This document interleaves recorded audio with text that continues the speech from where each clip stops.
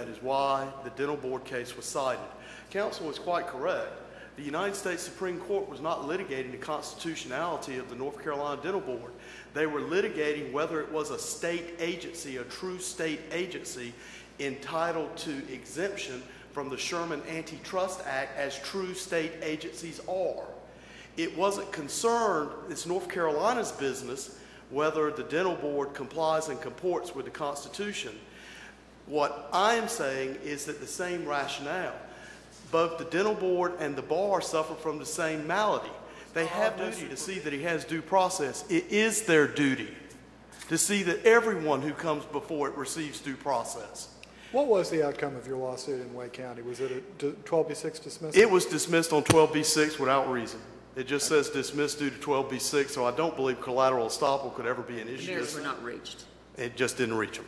Didn't reach any of it. Well, you're saying it was a 12B6 order without findings of fact, as is usually the case on a 12B6 order, but that doesn't mean the merits weren't reached. It was a dismissal on the merits. It wasn't a dismissal on the merits. For all I know, he said a cause of action wasn't properly stated. I don't believe, with all due respect, Your Honor, that's a dismissal on the merits. That may be, as counsel said, a pleading error. He didn't specify why. And counsel said something I want to address before I step down, is that the appellant misapprehends the Constitution. The Constitution of North Carolina is very clear. In one of the cases cited in the brief, I believe it's Dumont, but it could be another one, I'm not 100% sure.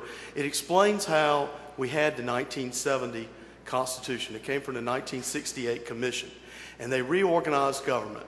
And after they did that, in the Constitution, they had Article 3, Section 11, that says every administrative agency has to be allocated.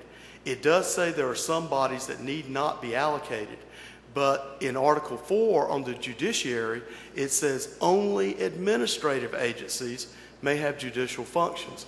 If the bar doesn't want to be allocated, that's fine.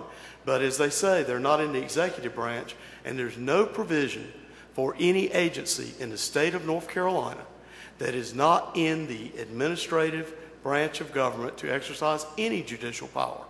They say they act from the state of North Carolina, but I defy the bar, and they haven't today, said here's where we are in the Constitution, so there's no point to remand it.